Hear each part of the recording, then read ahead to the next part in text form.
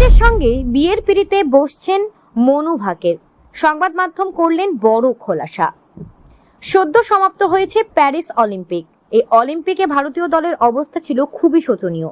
Paris অলিম্পিকে ভারতের হয়ে সর্বোচ্চ 2টি পদক ব্রোঞ্জ জিতেছেন মনু ভাকের। শুটিং প্রতিযোগিতায় এই সাফল্য এসেছে তার, এবং এবারে অলিম্পিকে ভক্তরা নীরাজ চোপড়ার থেকে সোনার আশা করলেও তিনি ফাইনালে আরশাদ নাদিমের কাছে সোনার পদক হারিয়েছেন। তবে এই দুই তরুণ খেলোয়াড় আগামী দিনেও ভারতকে বেশ আশ্বাস দিচ্ছে পদক জয়ের।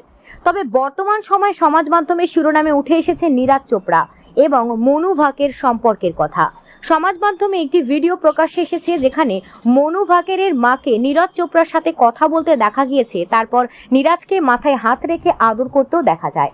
আর এই সব ভিডিও প্রকাশ্যে আসতেই দুজনের বিয়ের গুজব ছড়িয়ে পড়ে। এবার তার প্রতিক্রিয়া জানালেন মনু ভাকের।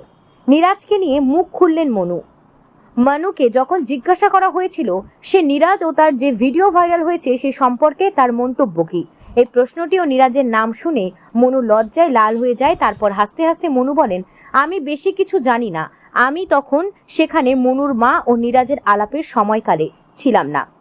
2018 সাল থেকে নীরজ এবং আমি কোনো না কোনো অনুষ্ঠানে বা কোনো প্রতিযোগিতায় মিলিত হয়েছি। এছাড়া আমাদের কথা বলার তেমন সুযোগ হয় না, আর ইভেন্ট চলাকালীন আমরা খুবই কম কথা বলি। চারিদিকে যে গুজব ছড়িয়েছে তার কোনো সত্যতা নেই। এমনকি কিছুদিন আগেই মনু ভাকের বাবা কিষান ভাকের কাছে তার মেয়ের সঙ্গে নীরজের বিয়ের প্রসঙ্গ নিয়ে প্রশ্নটি যখন করা হয় তখন তিনি জানিয়ে দেন, মনু এখনো ছোট, ওর বিয়ের বয়স পর্যন্ত হয়নি, আমি এখন ওর বিয়ে নিয়ে বেশি ভাবছি না। অন্যদিকে মনু জানিয়ে দিয়েছেন যে তিনি আগামী অলিম্পিকের প্রস্তুতির জন্য আপাতত 3 মাস বিশ্রামে থাকবেন এবং তারপর থেকেই আবার অনুশীলন চালু করে দেবেন।